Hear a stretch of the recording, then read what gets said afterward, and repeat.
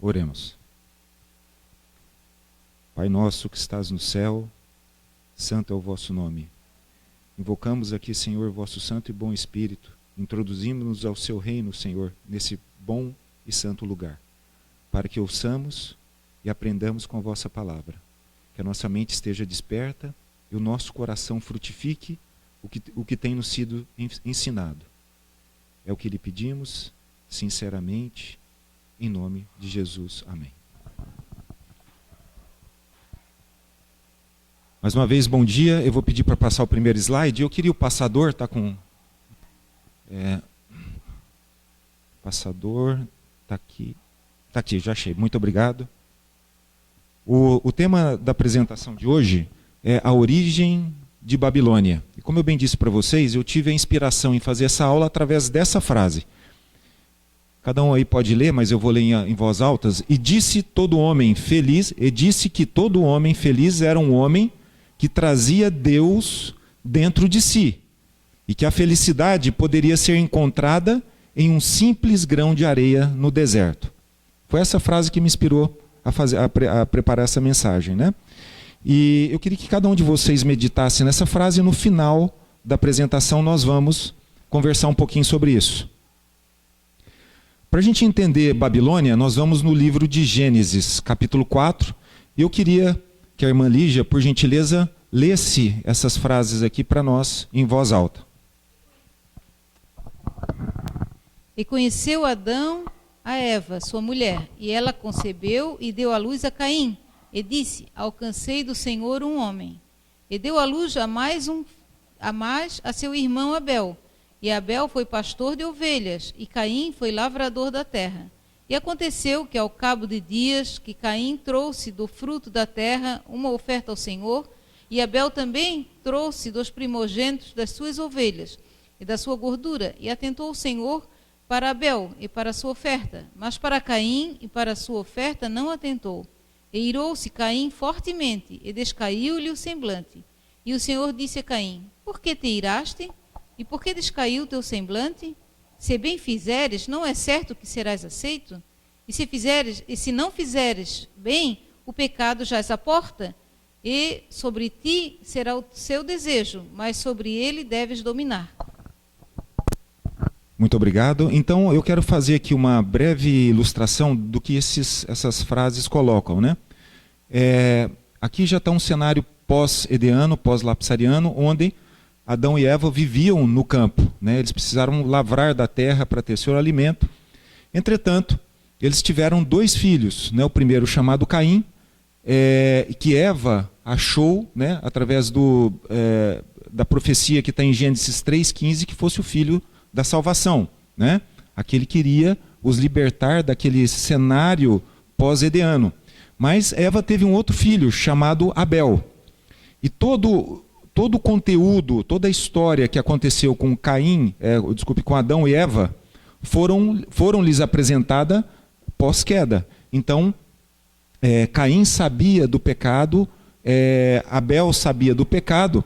Entretanto, Caim deixou o seu coração duro, não amoleceu o seu coração. O Caim não entendeu a mensagem do Senhor, no sentido de que através do sacrifício de um animal de 1 ano, aquilo lá traria aquele sentimento verdadeiro de arrependimento, e ele fosse justificado pela lei de Deus e pela fé, né?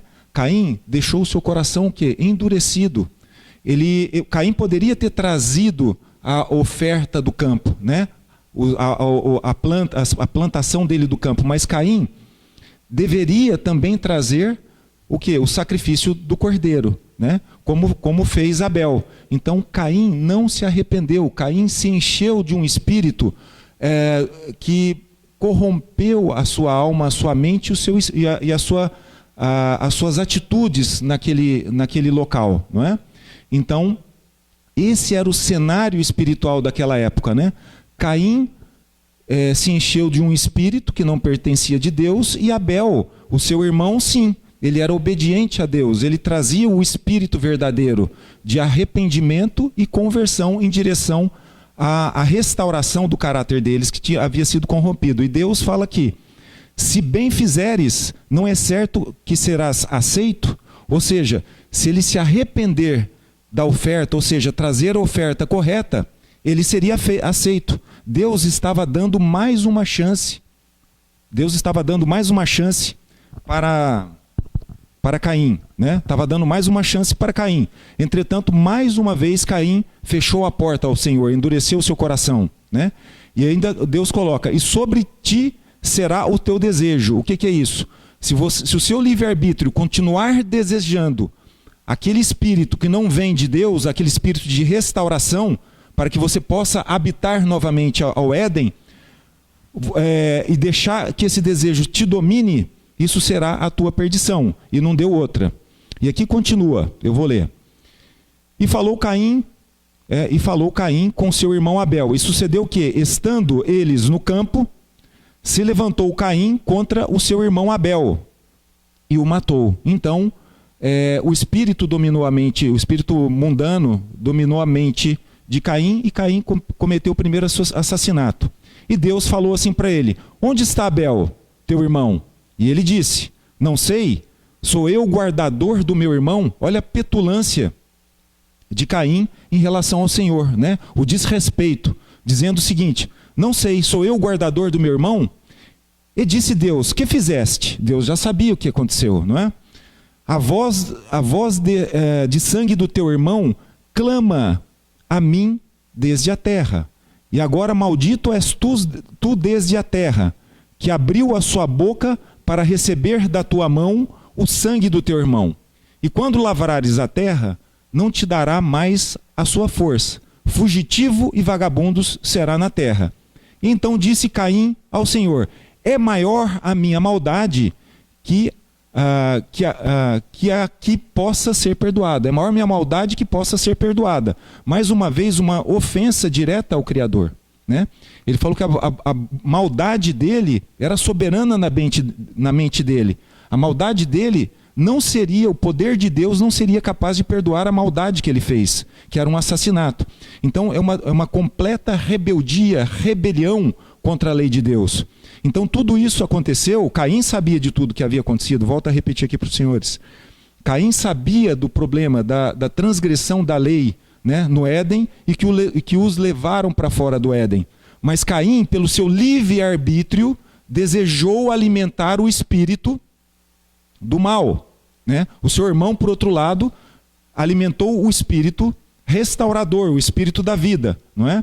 Então Caim falou o seguinte: é maior a minha maldade que o Senhor possa perdoar, não é? Terrível.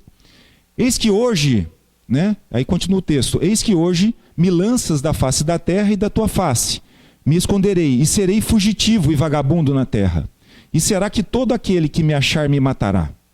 O Senhor, porém, disse: portanto, qualquer que matar Caim 7 vezes será castigado. Deus benevolente, bondoso, cuidadoso, né? Cuidando inclusive da vida de Caim mesmo após a transgressão. Isso aconteceu com Davi, né? Davi assassinou, mas Deus cuidou da vida dele. E é a mesma benevolência de Deus está sendo dada por Caim. Porque até o último instante, Deus queria ver a restauração de Caim, né? O arrependimento de Caim. Caim não se arrependeu. Caim trouxe um coração duro, uma mente voltada para aquilo que desagradava a Deus, né? Mas Deus falou: estarei contigo, e aquele que te matar será castigado. E continua o texto: e pôs o Senhor um sinal em Caim, para que o que não ferisse qualquer o que o achasse. E saiu Caim diante da face do Senhor e habitou na terra de Nod, no lado oriental do Éden. Então veja bem, Caim saiu das proximidades do Éden, onde o portão do Éden era guardado por anjos. Ele saiu, ele foi expulso inclusive daquela área e foi habitar na terra de Nod, né, ao lado oriental do Éden. E lá Caim formou uma família. Então continua o texto: e conheceu Caim a sua mulher, e ela concebeu e deu à luz a um filho chamado Enoque. E ele edificou uma cidade, e chamou o nome da cidade conforme o nome do seu filho, cidade de Enoque. Então, o que aconteceu? Caim, possuído de um espírito mundano, se uniu a uma mulher, começou a formar uma família e aquela família deu origem a uma cidade. Ora, como é que seria essa cidade formada segundo os moldes de um espírito luciferiano, um espírito mundano, não é? Então, naquela área, né, naquela terra de Nod, começou a surgir uma cidade, que eu coloco aqui, né, com um espírito de rebelião e revolta ao Senhor, negando uma negação extrema à lei de Deus e início da lei dos homens. Então a justificação naquele local, na terra de Nod, não era uma justificação segundo a lei de Deus. Era uma justificação baseada na lei dos homens. E aí, aqui é o início de Babilônia, que eu falo Babilônia pré-diluviana, né? Então, essa área, os indivíduos que habitavam essa área, o caráter dos indivíduos que habitaram essa área eram diametralmente opostos ao caráter original de Deus dos indivíduos que habitavam no Éden. Então nós temos o caráter ediano e nós temos o caráter babilônico, que são diametralmente opostos. Então aqui começou Babilônia, e nós vamos dar sequência para entender isso. Mas aqui eu quero estender um pouquinho mais esse texto, porque a semana passada nós falamos sobre o casamento, a importância do casamento, as características do respeito, que o casamento pertence a uma condição edeana, né? Dentro do Éden, Deus criou o casamento. Mas Enoque nasceu, né?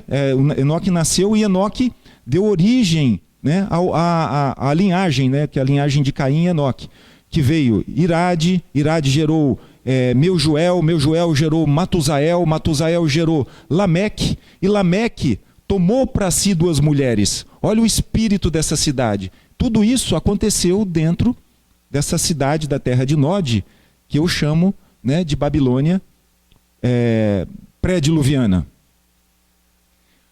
Naquele mesmo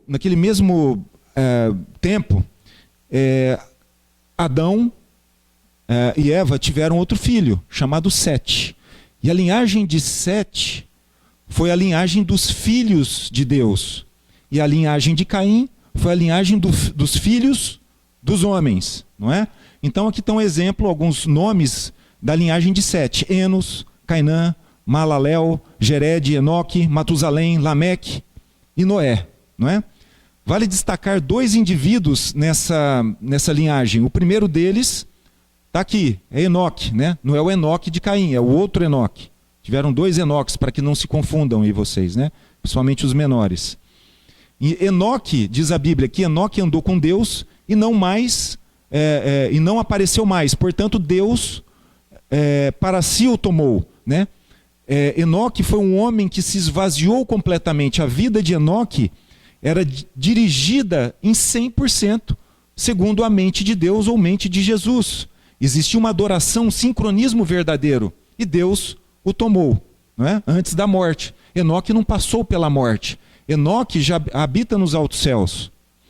E outro indivíduo é chamado Noé, né? Em Gênesis 5, 28 e 29, você pode ver esse versículo em destaque, onde Lameque, o pai de Noé, diz o seguinte: e viveu Lameque 182 anos, e gerou um filho, a quem chamou Noé, dizendo: este nos consolará acerca de nossas obras, e do trabalho de nossas mãos, por causa da terra que o Senhor amaldiçoou. A terra que o Senhor amaldiçoou foi qual terra?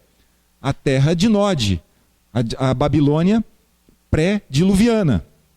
Tá certo? Então Noé seria a linhagem que restauraria a condição, o plano da redenção, restauraria aquele plano de redenção. Ao longo do tempo, os filhos dos homens, né, se uniram aos filhos de Deus, né? Esse é o jugo desigual.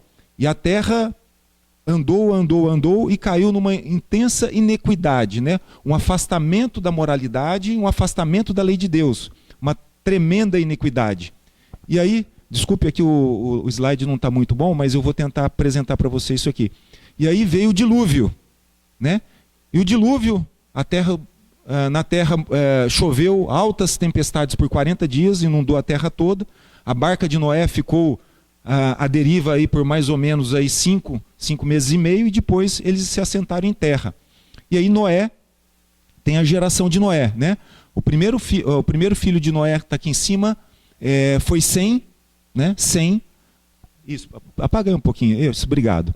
O primeiro filho de Noé foi Sem, que deu origem à linhagem de Sem, e um dos filhos de Sem aqui é chamado Éber, daí a origem Hebreus, né?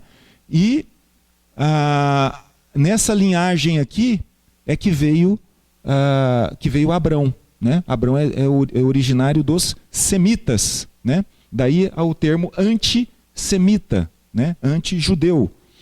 O outro filho de Noé foi Cã. O segundo filho, Cã, foi amaldiçoado por Noé. Cã e Canaã, né, foram amaldiçoados por Noé, porque vocês bem sabem que Abrão acabou tendo uma embriaguez, né, pela vinha da terra. Provavelmente a vinha fermentou, e naquela época pré-diluviana isso não acontecia, né? Então ele aprendeu do problema da fermentação do açúcar da uva, né?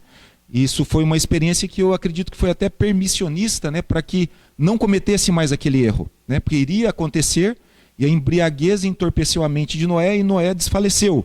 E seu filho Cã e Canaã, como eu poderia dizer, eles acabaram maldizendo Noé, ou comentando, tiveram um mau pensamento daquela nudez de Noé, enquanto os outros dois filhos, né, Jafé e Sem, acolheram, abraçaram Noé, cuidaram dele, ao passo que Cã e Canaã fizeram mal comentários, né? Tiveram um mau comentário em relação à condição de Noé, não é?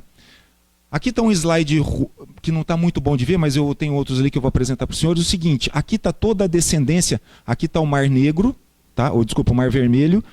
Aqui é onde é o Egito. Cã habitou aqui, né? Cã habitou onde foi o Egito. O Egito veio da linhagem de Cã, né? Então Cã foi amaldiçoado. Então nós temos o Egito. Eu poderia falar que o Egito, mas antes do Egito vieram outras nações. A gente vai comentar sobre isso depois. Mas Egito é um fruto de Babilônia, não é? A Babilônia que começou na terra de Nod. Sem habitou aqui, ó. Aqui está Canaã, aqui está o Mar Grande ou Mar Mediterrâneo, e aqui está Sem, né? A linhagem de Sem. E Jafé veio por norte da Europa. Aqui está um pouquinho melhor, né?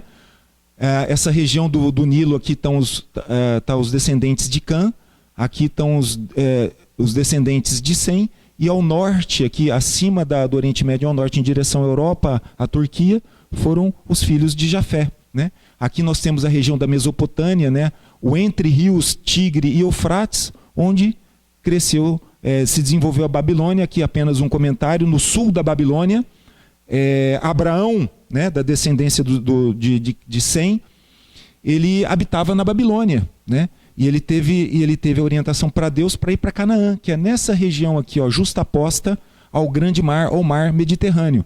Abraão saiu daqui, veio para cá, depois, sem consultar Deus, veio para o Egito, né, por conta da seca, mas não consultou Deus, teve problemas ali, voltou para Canaã, habitou ali, não é?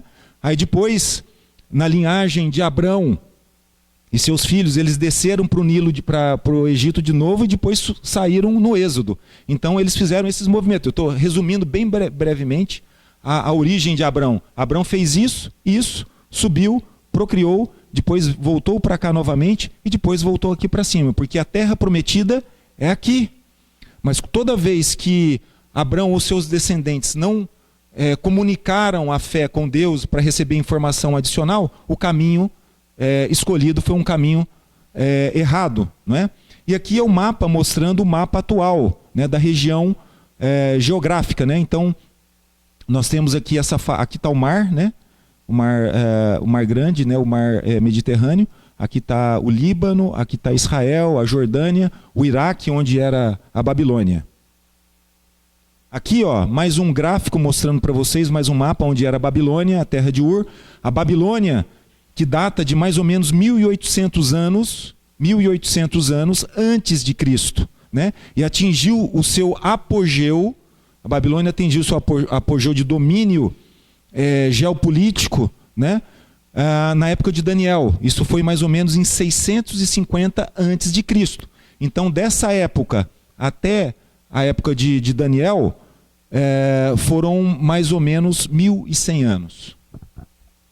Vamos falar um pouquinho de Babel. Então eu quero voltar aqui, eu fiz esse contexto geopolítico e geográfico para vocês entenderem, mas vamos voltar ao tempo, né, de Noé e sua geração. Eu vou voltar aqui o gráfico um pouquinho. Aqui, ó, não dá para vocês verem bem, mas Cã, que foi o filho amaldiçoado por Deus, ele teve um neto que está aqui, ó, chamado Nimrod.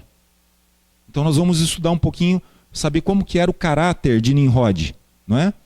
Então, Nimrod, diz a Bíblia em Gênesis 10, 8 e 9, e também em Crônicas 1 e 10, diz o seguinte sobre Nimrod. E Cuxi, né? Cuxi gerou Nimrod. Né? Cuxi gerou Nimrod. Cuxi era um filho de Cã. Então Nimrod era neto de Noé. Então Nimrod era neto de Noé. Este começou a ser poderoso na terra, e este foi poderoso caçador diante da face do Senhor. Né? Nimrod, ele gostava de caçar e comer as suas presas, as suas caças, gostava de comer carne. Né? Nós comentamos isso, vemos comentando sobre isso ao longo de várias reuniões nossas aqui na igreja, né? A respeito da reforma da nossa saúde, dos hábitos alimentares, entre outros. Então Nimrod gostava muito de comer carne, né? Porque após o dilúvio, a orientação do Senhor era assim que crescesse os frutos da terra novamente, deixássemos de comer carne e voltássemos a uma dieta vegetariana. Essa foi a orientação. Entretanto, muitos gostaram de comer carne, e esse indivíduo, Nimrod, foi um líder promotor para aquele povo, para que continuassem comendo carne. Por isso se diz, como Nimrod, poderoso caçador diante do Senhor. E o princípio do seu reino foi o quê? Babel. Depois ele construiu outras cidades, Ereque, Acade, Calné, na terra da Babilônia, também conhecida como terra de Sinair. E aqui nós temos a origem da primeira Babilônia pós-diluviana. Isso veio antes do Egito, né? Isso veio antes da época do Egito. Quando você ouve falar, por exemplo, de maçonaria, maçonaria significa o quê? Construtor. Né? Maçonaria significa construtor. E os maçons, eles consideram esse indivíduo aqui, Nimrod, como o primeiro maçom. Né? Como o primeiro maçom. Mas eles citam também Caim. Né? Então, aqui está a origem, e o espírito, o mesmo espírito que estava na mente de Caim, é o espírito que estava nesse indivíduo e na sua prole. E eles disseram, né? Eles disseram, né? Nimrod e sua prole: vamos construir uma cidade com uma torre que alcançasse os céus. Assim, nosso nome será famoso e não seremos espalhados pela face da terra. Isso está em Gênesis 1, 4. Então, é o mesmo espírito de Caim. A ordem do Senhor, se vocês lerem Gênesis 8, 9 e 10, após o dilúvio, a ordem do Senhor, a orientação: vão e povoem a terra. Né? Produzam o alimento que vem da terra. Produzam alimento de origem vegetal. Se espalhem. E Nimrod, com o seu espírito de rebelião, diz o seguinte: vamos construir uma torre, vamos formar um reino dos seres humanos, seremos caçadores poderosos e comeremos carne. Esse mesmo espírito foi descrito no livro de Isaías 14, versículos 13 e 15. E tu dizias ao teu coração, né? E tu dizias ao teu coração, falando de Lúcifer: eu subirei ao céu, acima das estrelas de Deus, exaltarei o meu trono, e no monte da congregação me assentarei, aos lados do norte. Subirei sobre as alturas das nuvens, e serei semelhante ao Altíssimo, e contudo, levado serás ao inferno, ao mais profundo do abismo. Então, esse espírito que está sendo descrito aqui, é o mesmo espírito que estava em Caim, e é o mesmo espírito que entrou na serpente, e é o mesmo espírito que está nesse grupo aqui, e é o mesmo espírito que está circulando nesse planeta. Aqui jaz o maligno. Mas aqui vem um alerta, né? Todo aquele que desejar esse tipo de poder será consumido. Todo aquele que desejar esse tipo de espírito será consumido, como o texto diz. E contudo, levado serás ao inferno, ao mais profundo do abismo. Então, Babel, a primeira cidade onde surgiu a torre de Babel, né? Babel significa confusão. Ela quis unir o mundo em um comando mundial. Então, aquele grupo, né, quis fazer o quê? Um comando, uma ordem mundial sob leis seculares e se afastando daquilo que Deus orientou. Por Nimrod e seus descendentes, com leis seculares de acordo com a justiça dos homens e não pela justiça e orientação de Deus. Nós tivemos o mesmo movimento, né, no mundo hoje, né, ao longo da história. Nós tivemos vários movimentos semelhantes com nomes diferentes. Começou com Nod, depois virou Babel, Babilônia, Grécia, Roma imperial, né, Roma pagã, e hoje Roma papal, né? Obrigado. Isso continua, por exemplo, após a Primeira Guerra Mundial. A Primeira Guerra Mundial existia um grupo de indivíduos que queria formar o poder único através das ligas das nações. Esse projeto falhou, não deu certo. Fizeram uma Segunda Guerra Mundial. Por que fizeram? Porque as guerras, elas não acontecem por acaso, né? As guerras acontecem por decisões de grupos de pessoas. Muitas delas são grupos que a gente não sabe de onde vem, são entidades secretas que desenvolvem planos para a guerra. Isso aconteceu na Segunda Guerra. A Primeira Guerra foi o assassinato de Franz Ferdinand. E a Segunda Guerra vem em decorrência da Primeira Guerra. E assim por diante. Então, após a Segunda Guerra, em 1945, fundou-se a Liga das Nações Modernas, chamada Organização das Nações Unidas, que é um poder secular que quer direcionar as leis de onde nós vivemos. E isso vai evoluir, né, a posteriori, num fenômeno espiritual que vai ser conhecida, né, como cura da ferida mortal. A ferida mortal, ela, diz a Bíblia, ela tirou o poder por um tempo, mas esse poder está sendo restaurado. E esse poder foi restaurado em 1929 através de um tratado chamado Tratado de Latrão, que deu o poder, deu a retomada do poder político e econômico ao papado. Então, o início da cura aconteceu em 1929. E a cura será completamente feita no decreto dominical. O decreto dominical é a abertura do sexto selo, onde inicia-se o julgamento dos vivos.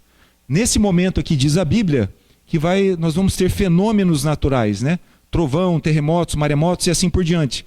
Deus vai avisar aos seus filhos que inicia o julgamento dos vivos, não é? Então, eu chamo aqui de Terceira Babilônia. A Terceira Babilônia, a Babilônia contemporânea, ela é a mesma do tempo de Daniel, é o mesmo espírito. E é um produto de dois poderes, né? Uma besta que vem do mar e uma besta que vem da terra. A besta que vem do mar, nós sabemos que traz uma falsa doutrina, a mãe e suas filhas se unindo no ecumenismo, num falso ensinamento, e esse falso ensinamento leva ao pecado moral. Como diz em Daniel 7:25, e proferirá palavras contra o Altíssimo, e destruirá os santos do Altíssimo, e cuidará em mudar os tempos e a lei, e eles serão entregues na sua mão por um tempo, tempos e metade de um tempo. Então, esse poder já iniciou a sua transformação do que nós entendemos hoje como verdade naquela época. Então, confusão doutrinária e ataque ao santuário de Deus, ao Santíssimo, onde está a arca de Deus com os 10 mandamentos, né? Então, a gente sabe que o indivíduo no qual habita o Espírito de Deus, ele não segue os 10 mandamentos, ele entende e executa os 10 mandamentos. Aquele que decora os 10 mandamentos, ele é um legalista.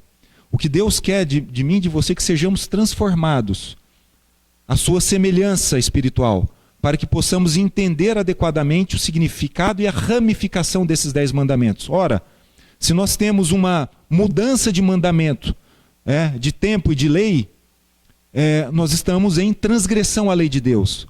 Mas muitos sinceros irão despertar no tempo adequado. E esses serão também entendedores da lei de Deus. E a besta da terra, que produz um pecado que eu diria orgânico, é uma transgressão à lei de saúde. A lei de saúde, como a gente bem falou agora há pouco, são os 8 mandamentos do espírito de profecia. Os 8 mandamentos, os 8 remédios naturais. Por quê? Porque isso nos protege do nosso corpo, potencializa as nossas funções orgânicas e causa cura, traz cura para nós. Então, nós temos confusão e engano também quanto à lei de saúde.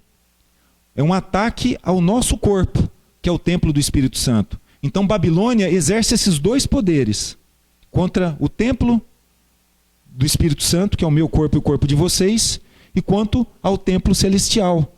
Babilônia, como a gente colocou agora há pouco, é o conjunto de leis e atitudes que se opõem, que fazem a contrafação ao original. O original é o Éden. E para que nós sejamos restaurados adequadamente, o nosso ponto de origem é o Éden. A lei de Deus existia no Éden, não é? Então, Paulo coloca em 1 Coríntios 6 o seguinte: acaso não sabem que o corpo de vocês é santuário do Espírito Santo, que habita em vocês e que foi lhes dado por Deus, e que vocês não são de vocês mesmos? Nós não somos de nós mesmos, nós pertencemos ao Criador, e para isso obedeçamos tanto à lei de saúde quanto à lei moral. A lei de saúde nos traz, o não cumprimento da lei de saúde nos traz doença orgânica, e o não cumprimento da lei moral nos traz doença espiritual e afastamento de Deus. Então, o que nós estamos falando até aqui agora, eu vou fazer um resumo aqui para vocês.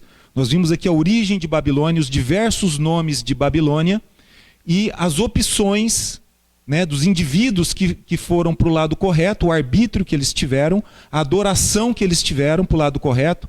Eu desejo seguir a lei de Deus, como a linhagem de Sete e inúmeros outros, ou eu desejo seguir a lei de Babilônia e a lei que eu faço. Então isso é livre-arbítrio, e o meu livre-arbítrio leva à minha adoração. Então é isso, é livre-arbítrio que determina. O livre-arbítrio é o seu raciocínio. E através desse seu raciocínio o Espírito habita.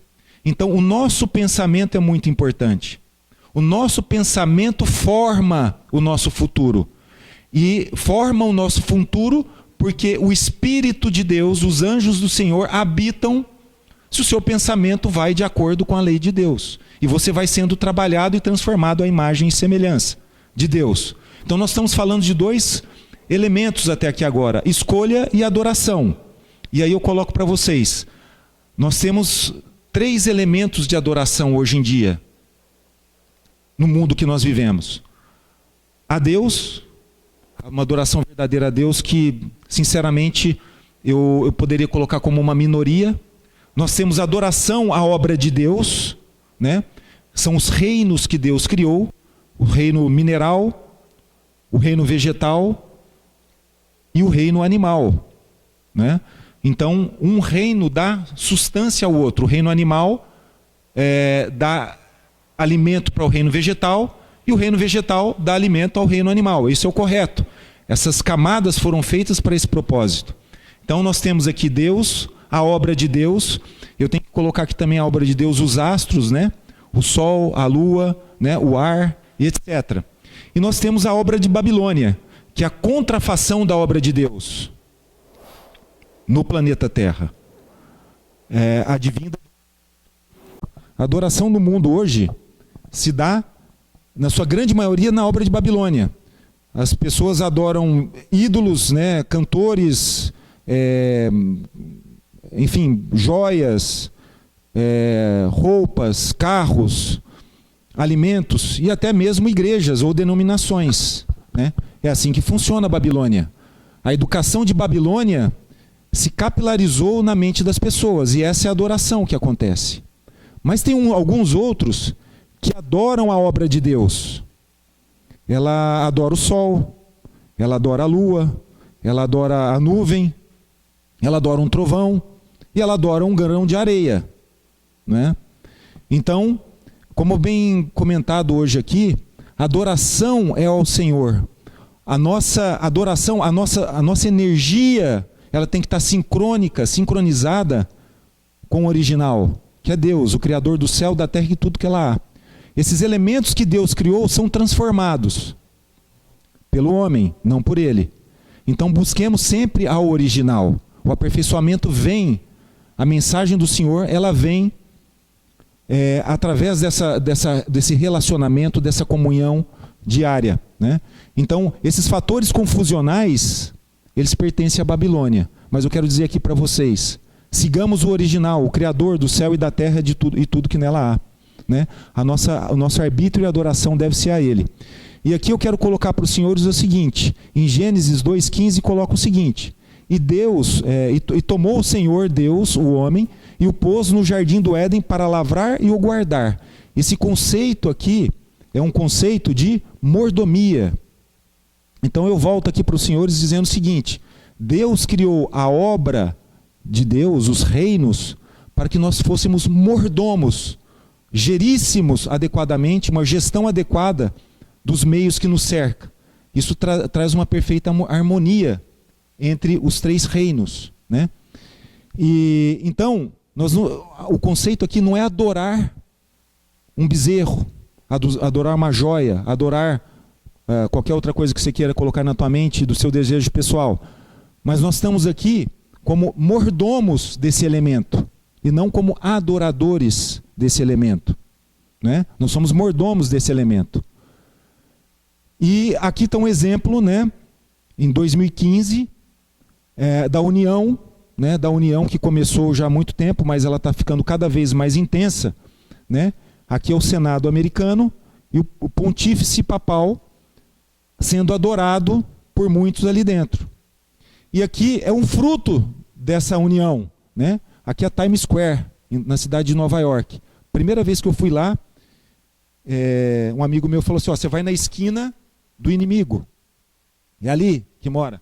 A quantidade de confusão que tem aqui, gente sendo fatores distratores, McDonald's, comida que envenena o seu corpo, o ar horrível, os seus olhos pulam, saltitam de um lado para outro e te causa confusão. Eu coloquei exatamente isso, que é um extremo da confusão que causa na mente das pessoas. Isso, você mergulha na internet, mergulha na televisão, mergulha em Hollywood, são informações que confundem a tua mente. E até mesmo livros. Esses dias eu estava lendo um livro com a minha filha, livro de português, de adoração a Satanás, né? Eu estou pensando aqui como eu vou abordar isso no colégio. Porque eu tive que fazer uma tarefa com ela que realmente, inclusive para ela, trouxe um desconforto espiritual, né? E moral, né? Vamos dizer assim. Então, é muito difícil, nós estamos vivendo num mundo, nós estamos vivendo num mundo hoje que a capilaridade de Babilônia atinge diretamente onde eu vivo, onde eu moro, onde eu habito e onde eu tenho o meu sustento, né? Babilônia está vindo. E Babilônia veio da onde? Veio da terra de Nod, pelo um espírito, e esse espírito se abundou. Mas todo aquele que se arrependeu e pela fé de Jesus, né? Fé em Jesus e de Jesus, consegue ter os escudos necessários para viver em Babilônia, mas com seus olhos espirituados abertos para o alto céus. E quando a gente fala em arbítrio, né, que a gente está falando aqui em adoração e arbítrio, vem a última advertência para o tempo que nós vivemos hoje. Eu gosto de falar isso, porque isso tem que ser pregado. Eu vou me esforçar em todas as vezes que for chamado a falar em público, a falar disso. Porque isso precisa ser redundante na mente das pessoas. Porque muitas vezes é difícil de entendimento o que isso aqui significa. As igrejas, de uma forma geral, querem passar o amor de Jesus. É importante, nós sabemos disso. O amor de Deus para conosco. O amor de Deus para conosco se resume na razão de estarmos vivos nesse exato momento. Porque tudo poderia ser fulminado. O amor de Jesus é o mesmo amor que Deus e Jesus deu a Caim, dizendo: ninguém o matarás, porque o tempo de graça não fechou para ti, a despeito de toda a iniquidade que Caim fez. Então nós vivemos nessa lei, né? E a primeira lei fala de adoração, né? Adorai a Deus, aquele que fez o céu, a terra e tudo que nela há. Ele não falou adorai o mar, adorar a terra, adorar a lua. Ele falou adorai a Deus, o Criador. Ele falou isso. E nos colocou como mordomo da sua obra. Porque obra dele, nós somos de mesma imagem e semelhança. E aí, então nós falamos de adoração a Deus, mordomia, em onde nós vivemos na obra de Deus, e como a gente bem disse, nós estamos sendo preparados, né, num afunilamento. Em determinado momento nós estaremos numa situação, né, numa situação geográfica, numa localidade onde nós viveremos da mesma forma que nós vivíamos no Éden. Nós estamos fazendo esse processo de restauração. Então é importante que a lei de saúde esteja presente na mente dos senhores. Porque a lei de saúde te tira de Babilônia. E aí vem aqui a mensagem do segundo ano.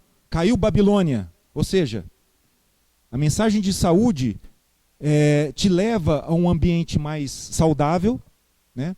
Te tira de beber o vinho de Babilônia que entorpece a sua mente e te dá a mensagem verdadeira. A mensagem verdadeira vem do Espírito de Deus que habita em teu corpo. E ela vai produzir essa mensagem verdadeira na tua mente. Não é o pastor que vai te dar essa mensagem verdadeira, e muito menos eu. É Deus direto. Ele vai te dar o caminho de aperfeiçoamento do teu caráter, do teu espírito. E te tira de Babilônia. E Deus é tão bondoso que dá mais um alerta. Ele fala o seguinte: aquele que adorar a besta, ou seja, a falsa mensagem, o falso estilo de vida, esse será queimado no fogo do inferno, no lago de enxofre. Então isso é importante. As pessoas ficam com medo. Não, vocês têm que estar felizes, porque Deus está te dando o direcionamento correto. Qual o caminho a ser seguido? Né? Saia de Babilônia. O seu livre-arbítrio, ele deve ser o seu norte, o seu leme, e consequentemente o Espírito abundará, e os anjos do Senhor serão habilitados a lhe proteger. Esses dias eu recebi uma mensagem que dizia isso, acho que foi até a Lígia que me mandou, a respeito de que os anjos do Senhor só podem lutar por você se a sua natureza for igual a deles. E para a sua natureza ser igual a deles, você tem que ter o livre-arbítrio de seguir a lei do Senhor. E eles são poderosos. Os anjos do Senhor são muito poderosos e vão lhe proteger. Mas a sua natureza tem que ser igual a deles. Nós temos que pertencer ao mesmo time. E para isso, nós temos que evitar aquilo que é engano, que é a tentação. A tentação vira um vício, e o vício vira o quê? Doença, vira morte. Então, é esse o direcionamento. E aqui eu volto ao texto inicial, que me inspirou a falar sobre a origem de Babilônia. A pessoinha que veio falar comigo veio toda feliz me apresentar de um livro chamado O Alquimista. Um livro chamado O Alquimista. Alguém sabe o que é alquimia? Todo mundo sabe o que é alquimia aqui? É transformar elementos, por exemplo, um metal, um metal, um pedaço de madeira em um metal nobre, em ouro. Esses são os alquimistas. A transformação de um elemento no outro. Esse livro chama O Alquimista, de Paulo Coelho.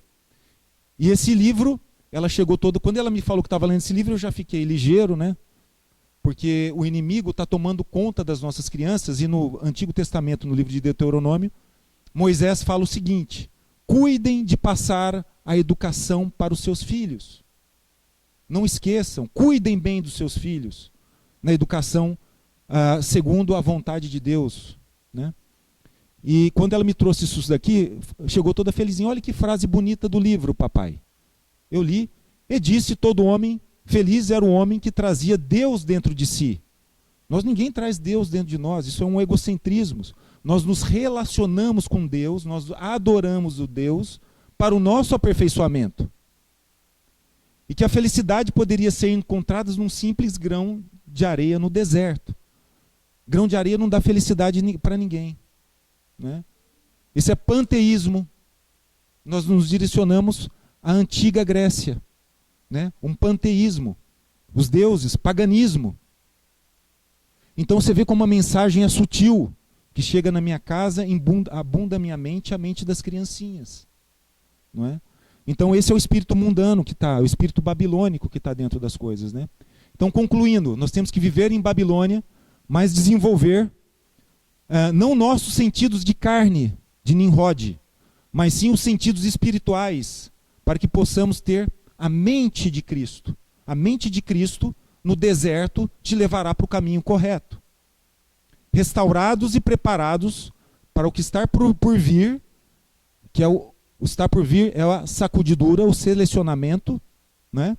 O selamento e, consequentemente, o maior fenômeno que essa terra já teve, que é a volta de Jesus. A volta de Jesus é uma frase que a gente deve temer em falar com ela, porque isso virou jargão. Nós temos que lembrar que isso é um fenômeno importante que deve tocar o nosso coração.